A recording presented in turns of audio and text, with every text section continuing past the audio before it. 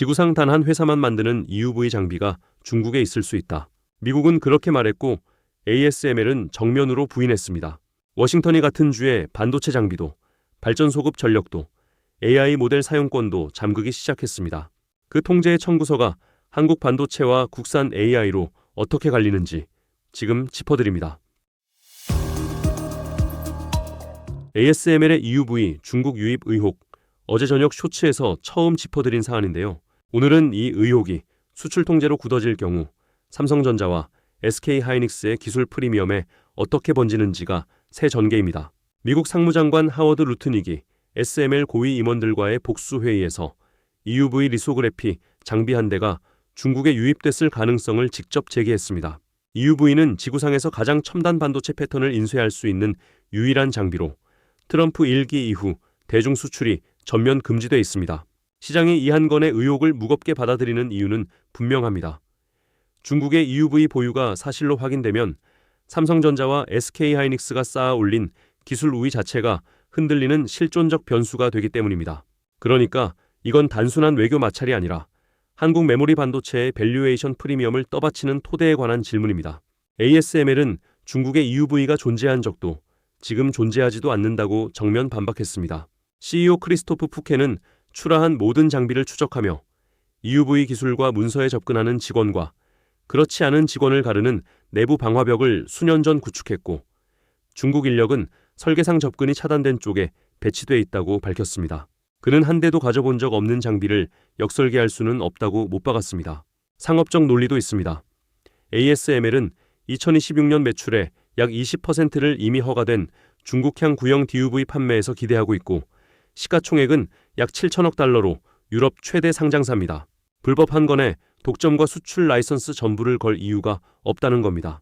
다만 미 정부 고위 관계자들은 ASML이 EUV 관련 부품과 운송 장비를 중국에 선적했다는 증거를 보유하고 있다고 주장하면서도 블룸버그에도 ASML에도 그 증거를 공개하지 않았습니다. 시장 반응은 엇갈렸습니다. 직전 거래일 6월 18일 종가 기준 ASML은 1929달러로 3.31% 높았고 TSMC는 6.94% 급등했습니다. 반면 한국 시장은 6월 19일 종가 기준 삼성전자가 35만 4천 원으로 2.34% 낮았고 52주 고점 대비로는 4.32% 아래였습니다. SK하이닉스는 276만 4천 원으로 2.94% 높았습니다. 같은 사안을 두고 TSMC엔 점유율 기회로, 삼성전자는 기술 프리미엄 리스크로 정반대 해석이 갈린 셈입니다. 여기에 또 하나의 압박이 겹칩니다. 상무부는 차세대 광원 스타트업 엑스라이트에 최대 1억 5천만 달러를 투입하기로 했고 피터 틸은 또 다른 도전자 서브스트레이트에 베팅하며 ASML 독점의 핵심을 정조준하고 있습니다. 규제와 경쟁이 같은 주에 함께 ASML을 압박하는 구도입니다. 결국 의혹의 진위만큼 중요한 건 이 의혹이 추가 수출 통제로 제도화될 경우 글로벌 공급망과 AI 학습용 첨단 칩 공급 타임라인이 통째로 재편된다는 점입니다. 장비 독점이 국가 안보 변수가 된 이 흐름은 이제 그 칩이 돌아갈 실물 인프라, 전력과 데이터 센터로 곧장 이어집니다. 이번엔 그 칩이 실제로 돌아갈 물리적 무대입니다. 메타가 데이터 센터 개발업체 크루소와 새 계약을 체결했습니다. 텍사스 차일드레스와 미주리 워런턴 두 곳에서 합산 약 1.6기가와트의 AI 컴퓨팅 용량을 확보하는 내용입니다. 1기가와트는 미국 약 75만 가구의 전력을 공급하는 규모이니 1.6기가와트는 120만 가구 이상에 해당합니다. 단일 AI 기업의 컴퓨팅 수요가 이제 발전소 한 채 수준의 물리적 규모로 커졌다는 뜻입니다. 이 숫자가 시장에 던지는 메시지는 명확합니다. AI 인프라 투자의 수혜가 더 이상 GPU 기업에만 머물지 않고 전력 설비와 변압기, 냉각, 그리고 데이터 센터 건설이라는 실물 가치 샀을 전반으로 번지고 있다는 겁니다. 이번 계약은 메타가 이미 공표한 공약, 향후 3년간 미국 인프라와 일자리에 6천억 달러를 투자하겠다는 약속의 실행 단계를 개별 딜 단위로 확인해준 사례입니다. 계약 금액과 용량 공급 시점은 공개되지 않았지만 빅테크가 수요가 공급을 앞지르는 국면에서 컴퓨팅 확보에 자본을 쏟아붓고 있다는 흐름은 또렷합니다. 직전 거래일 6월 18일 종가 기준 메타는 577달러로 1.7% 높았고 전력 설비 쪽 수혜주로 거론되는 GE 버노바는 5.8%, 냉각 인프라의 버티브 홀딩스는 4.87% 강세를 보였습니다. 시장이 이 계약을 전력, 냉각 노드의 구조적 수요 농어로 읽었다는 신호입니다. 한국 시각에서 데이터를 보면 발전소급 전력 수요는 HD 현대일렉트릭, LS일렉트릭, 두산에너빌리티 같은 전력 인프라 기업의 수주 환경을 구조적으로 끌어올리는 변수로 거론됩니다. 다만 6월 19일 종가 기준 HD 현대일렉트릭은 107만 8천 원으로 0.83% 낮았고 두산에너빌리티는 97,900원으로 1.71% 낮아 기대가 곧바로 가격에 반영된 건 아니었습니다. 또 하나, 데이터 센터 투자 규모 확대는 SK하이닉스, HBM 납품, 단가 협상력 강화로 이어진다는 2차 효과 농어도 함께 따라옵니다. 같은 주 미 에너지 규제 당국이 데이터 센터 전력 요금 규정 정비를 압박한 점도 이 흐름이 제도적 배경까지 갖춰가고 있음을 보여줍니다. 자, 장비 한 층, 전력 한 층을 봤습니다. 이제 눈에 보이지 않는 세 번째 층, 소프트웨어 모델 그 자체로 통제가 올라갑니다. 이 흐름은 6월 14일 엔스로픽 모델 전면 차단, 6월 17일 상무부 서한, 6월 18일 JP모건의 홍콩 직원 접근 봉쇄로 이어 추적해온 사안인데요. 오늘의 새 전개는 그 조치의 법적 근거가 수출통제법상 전례 없는 권한으로 규정됐다는 점입니다. 트럼프 행정부는 상무부 명령을 통해 엔스로픽의 페이블 5와 미소스 하스 모델에 대한 외국인 접근을 미 정부 사전 승인 사안으로 규정했습니다. 루트닉 장관은 민감 기술 이전을 규율하는 수출통제법을 하드웨어가 아니라 소프트웨어 모델의 사용 접근권 그 자체에 적용했습니다. 디지털 기술 거버넌스, 역사상 전례 없는 규제 확장입니다. 핵심은 규제가 운영 차원을 넘어 제도와 법리 차원으로 올라섰다는 데 있습니다.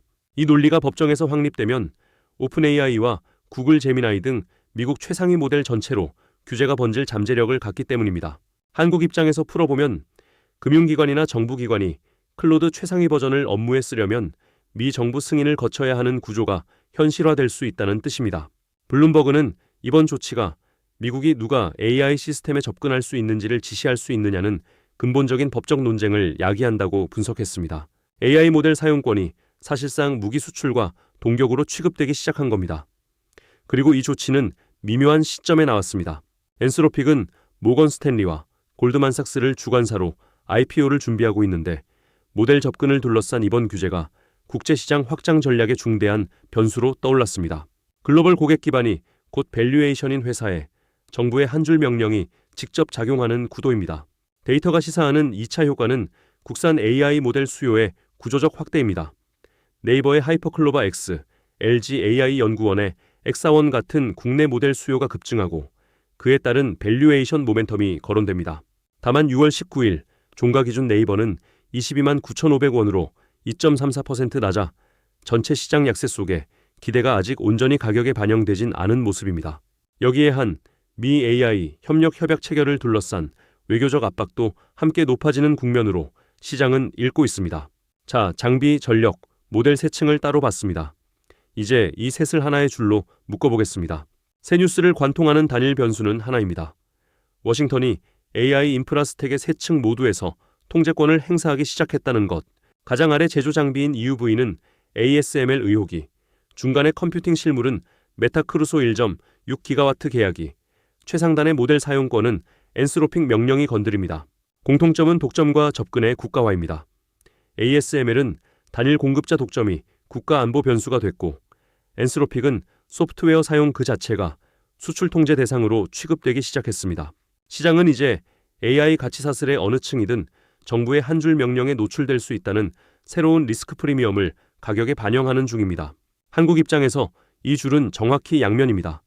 같은 규제 흐름이 한국 반도체엔 위협으로, 국산 AI엔 모멘텀으로 갈리는 겁니다.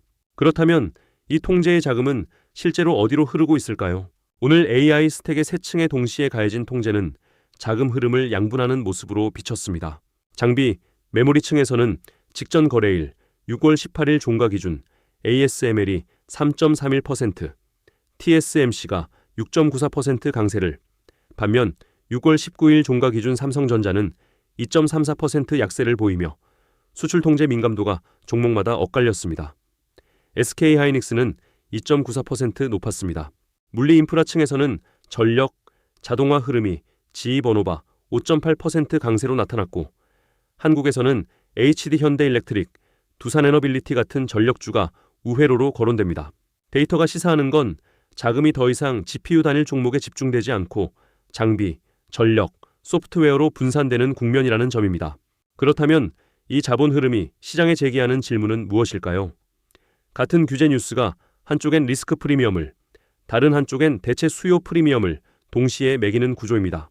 다음 거래일, 상무부가 EUV 증거를 공개하는지 여부가 이 분기가 어느 쪽으로 먼저 기울지를 가르는 변곡점이 될 수 있습니다. 시장이 던지는 첫 질문은 ASML 의혹이 실제 증거 공개로 이어질 것인가입니다. 상무부가 ASML에도 블룸버그에도 증거를 제시하지 않은 상태이므로 시장은 의혹의 진위보다 추가 수출 통제로의 제도화 여부에 주목하고 있습니다. 두 번째 관점은 규제의 비대칭성입니다. 데이터는 같은 통제 흐름이 한국 반도체엔 기술 프리미엄 리스크로, 국산 AI엔 대체 수요 기회로 정반대로 작용함을 시사합니다. 시장은 이 양방향이 어느 쪽으로 먼저 가격에 반영되는지를 저울질하고 있습니다. 세 번째로 주시되는 건 AI 모델 접근권 통제가 오픈 AI와 제미나이로 확산되는지입니다. 법리가 확립되면 글로벌 AI 시장 구조 자체가 바뀌므로 시장은 이를 단발 규제가 아닌 구조적 변수로 읽고 있습니다. 장비, 전력, AI 모델 세 층에서 통제권이 동시에 작동하기 시작했고 같은 줄 위에서 한국 반도체엔 리스크가, 국산 AI엔 기회가 갈렸습니다. 이 세 축이 어떻게 맞물리는지 계속 추적해 드리겠습니다.